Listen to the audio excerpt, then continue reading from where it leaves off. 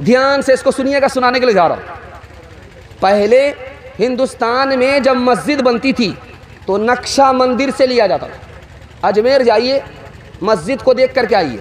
अजमेर की जो जामे मस्जिद है उसको आप देखिए, उसमें जो नक्शा है वो जैन मंदिर का। मुसलमान मस्जिद बना रहा है, नक्शा मंदिर से ले रहा है। मुसलमान मंदिर को नफ़रत की निगाह से नहीं देखता था। अगर नफ़रत की निगाह से देखता तो मस्जिद बनाते हुए मंदिर का नक्शा नहीं लेता। और इससे भी बढ़कर के हैरत अंगेज़ इल्म आपको देने के लिए जा रहा हूँ।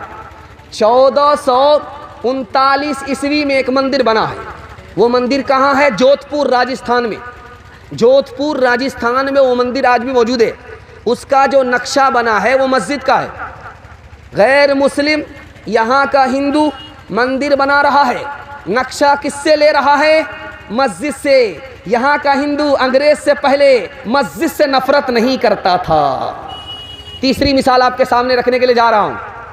मुसलमान जो बाहर से आए थे उनकी ज़बान कौन सी थी? फ़ारसी ज़बान थी। मुसलमान जो आया था बाहर से हिंदुस्तान में फ़ारसी ज़बान बोलता था।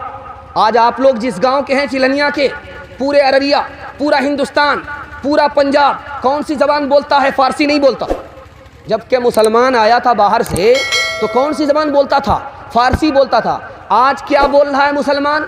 उर्दू बोल रहा है, हिंदी बोल रहा है। हिंदी कहाँ की ज़बान? इस मुल्क की ज़बान। मुसलमानों ने मुल्क की ज़बान को पकड़ा, बाहर की ज़बान को छोड़ दिया। इससे बढ़कर के मुल्क से वफादारी और क्या हो सकती? और आपको सुनकर के हैरत होगी, यहाँ की जो ज़बान थी उसका नाम था संस्कृत ज़बान। उस संस्कृत ज़बान को पूरी दुनिया में किसने फैलाया? किसी हिंदू राजा ने नहीं फैलाया, मुसलमान बादशाह ने फैलाया। उस बादशाह का नाम था खलीफा अबू जाफ़र मंसूर। अबू जाफ़र मंसूर ने संस्कृत को पूरी दुनिया में फैलाया। ज़बान हिंदुओं की फैला कौन रहा है?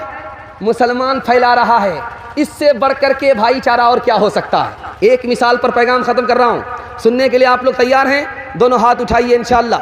दिल मिले या ना मिले, हाथ मिलाएंगे, हाथ उठाइए इंशाअल्लाह।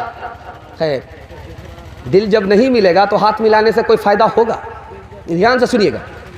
अमीर खुसरू मुसलमान और वो शायर हैं हिंदी ज़बान के। इससे बड़ी हैरत अंगेज़ और क्या बात होगी? मुसलमान होकर के हिंदी शायर। अमीर खुसरू की पहेली है, जा रहे थे, 4 लड़कियां कुएं से पानी भर रही थी। अमीर खुसरू ने कहा, बेटी पानी पिला दो, प्यास लगी है। कहा, आप शायर आदमी, आपको फ्री में पानी नहीं पिलाएंगे। कहा कि शेर पढ़िए, अब फरमाइश बताओ।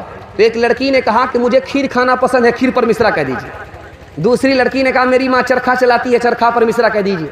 तीसरी लड़की ने कहा कि मेरे घर में कुत्ता है, रात भर झाँकता है, घर की हिफाजत करता, कुत्ते पर मिश्रा कह दीजिए।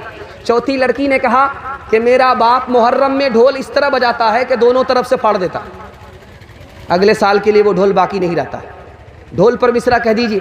चारों लड़कियों की फरमाइश को अमीर खुसरू ने 2 मिसरे में पेश किया। खीर पकाई जतन से चरखा दिया जलाए, खीर पकाई जतन से चरखा दिया जलाए, आया कुत्ता खा गया, आया कुत्ता खा गया, बैठ के ढोल बजा ला पानी पिला।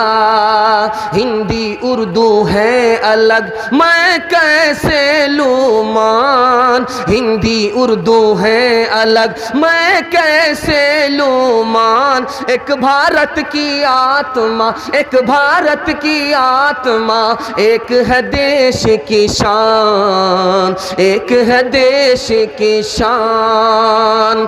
2 अंग एक जान है, दोनों की एक जान, दोनों मिलकर चल पड़े, हर मुश्किल आसान, हर मुश्किल आसान। हिंदी हिंद की आत्मा होगी उस दिन यार, जिस दिन सब भाषाओं का होगा साज सिंगार, होगा साज सिंगार। मजहब नहीं सिखाता आपस में बैर रखना, मजहब नहीं सिखाता, मजहब नहीं सिखाता आपस में बैर रखना। हिंदी है हम, वतन है हिंदोस्तां हमारा, सारे जहां से अच्छा हिंदोस्तां हमारा, हम बुलबुले हैं इसकी। मस्जिद का जलसा हो रहा है, आप लोग सुनने के लिए तैयार हैं? दोनों हाथ उठाइए इंशाअल्लाह। आज़ान आज सुनेंगे, नमाज कल पढ़ेंगे, हाथ उठाइए इंशाअल्लाह। खैर माशाअल्लाह, रात के अंधेरे में सब पता चल रहा है कौन दोनों तरफ से डंडी मार रहे हैं, सब पता चल रहा है। ध्यान से सुनिएगा तीसरा पैगाम, बहुत ध्यान से इसको सुनिएगा। हम कितने नादान हैं और हमारा खुदा हम पर कितना मेहरबान है। बिल्कुल 3 मिनट में निकाल लाओ। हाथी पास हो चुका है, सिर्फ दुम फंसी हुई है। इंशाअल्लाह अगर आप इस तरह बेदार रहे तो दुम भी निकल जाएगी। ध्यान से सुनिएगा। छोटा बच्चा जब उसको पैसा दीजिए तो वो उस पैसे को अपना पैसा समझता है, लेकिन बाप के पास जो पैसा है उसको अपना पैसा नहीं समझता है कि नहीं? छोटा बच्चा उसके हाथ में जो पैसा दीजिएगा उसी पैसे को अपना पैसा समझता है, लेकिन जो बाप ने उसके लिए जमा करके रखा है उसको अपना पैसा नहीं समझता है। उसी तरह हम नादान हैं, जो अपने पास दौलत है उसी को अपनी दौलत समझते हैं, और खुदा ने जो हमारे लिए जमा करके रखा है उसकी तरफ हमारा ध्यान ही नहीं है। दूसरी मिसाल दीजिएगा ध्यान से। छोटा बच्चा चाकू पकड़ना चाह रहा है, छोटा बच्चा चाकू पकड़ना चाह रहा है, चाकू से खेलता है। माँ बाप को पता है कि ये चाकू से अपना ही नुकसान कर लेगा, तो माँ बाप उससे छीनते, तो बच्चे को गुस्सा आता है, बाप के मुंह पर तमाचा मारता है, माँ के मुंह पर तमाचा मारता है। बाप भी मुस्कुरा देते हैं, नादान है। माँ भी मुस्कुरा देती है, नादान है। इसको पता नहीं है कि नुकसान उसी का है। खुदा ने हमें हराम से बचाया, हलाल की तरफ ले गया, क्योंकि इसमें हमारा ही नुकसान है। हम बच्चे की तरह खुदा की मेहरबानी को समझ ही नहीं रहे। तीसरी मिसाल आपके सामने रखने के लिए जा रहा, बहुत ध्यान से सुनिएगा। आप देखेंगे छोटा बच्चा 5 साल का, 7 साल का, जब उसको माँ नहाती है तो बहुत रोता है।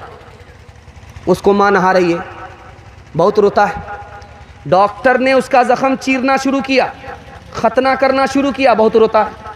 डॉक्टर को गाली दे रहा, माँ को गाली दे रहा। माँ को क्यों गाली दे रहा है? दुश्मन समझ रहा है। डॉक्टर को गाली क्यों दे रहा है? दुश्मन समझ रहा है। डॉक्टर आया है खतना करने के लिए, वो समझ रहा है कि मेरा खतना करेगा, मुझको ज़ख़मी कर देगा, मेरा ज़ख़म नहीं छूटेगा। डॉक्टर को दुश्मन समझ रहा है। ये बताइए कि डॉक्टर उसके लिए दुश्मन है? नहीं है, नादानी से वो दुश्मन समझ रहा है। माँ जब तक उसको नहाएगी नहीं, उसका मैल कुचैल साफ़ होगा? नहीं होगा। अल्लाह अपने बंदे को मुसीबत में डालता है ताकि हर गुनाह बंदे का माफ़ हो जाए।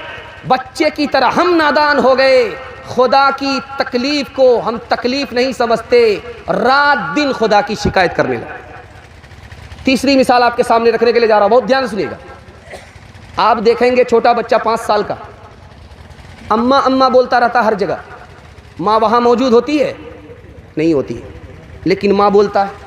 माँ वहाँ मौजूद नहीं, माँ बोलता है। बाप वहाँ मौजूद नहीं, बाप बोलता है। खुदा हमारा हर जगह मौजूद है, लेकिन हम खुदा बोलते ही नहीं हैं। बताइए उस बच्चे से बदतर है कि नहीं है? तीसरी मिसाल आपके सामने रखने के लिए जा रहा हूँ, बहुत ध्यान सुनिएगा। छोटा बच्चा आपका 4 साल का है, कभी खड़ा होता, कभी गिर जाता, कभी खड़ा होता है, गिर जाता, थोड़ा सा चलता है। माँ उसको बोलती है आजा बेटा, आजा बेटा, आजा बेटा, आजा बेटा। वो खड़ा होता है, संभलता है, गिरता है, संभलता है, गिरता है, संभलता है। जब माँ देखती है कि अब बच्चा चल नहीं पाएगा, जल्दी से माँ दौड़ करके उसको गले लगा लेती है। हमारा अमल छोटा, खुदा तक पहुँचने वाला नहीं, लेकिन खुदा अपनी मेहरबानी से हम पर मेहरबान हो जाता है। हमारा टूटा फूटा अमल अल्लाह के दरबार में कबूल हो जाता है। एक मिसाल पर पैगाम ख़त्म कर रहा हूँ, ध्यान से इसको सुनिएगा। बच्चे को माँ मारती है, लेकिन बच्चा माँ ही से लिपटता। माँ बच्चे को मार रही है, मार पर उसको मार पड़ रही है, वो भाग नहीं रहा, माँ से लिपट रहा है। बच्चे को पता है कि जो मार रही है उसी के पास मोहब्बत है, उसी के पास शफ़क़त है, वो माफ़ भी करेगी। इसी तरह अगर खुदा हमें मारे, हम खुदा से करीब हो जाएं, तो अल्लाह अपनी रहमत में हमें जगह दे देगा। इंशाअल्लाह अपने खुदा को हर हाल में राज़ी रखेंगे। दौलत मिली, उसकी नेमत का शुक्र अदा करेंगे, हाथ उठाइए। मुसीबत मिली, सब्र करेंगे, हाथ उठाइए। जब सब्र नहीं होगा खुदकुशी करेंगे। हाथ उठाइए। पालता है बीज को मिट्टी की तारीकी में कौन, कौन दरियाओं की मौजों से उठाता है सहाब, कौन लाया खींच कर पश्चिम से बादे साजगार, खाक ये किसे की है किसका है ये नूरे आफ़ताब, किसने भर दी मोतियों से खोशे गंदुम की जेब, किसने भर दी मोतियों से खोशे गंदुम की जेब, मौसमों को किसने सिखलाई है खुए इनक़िलाब,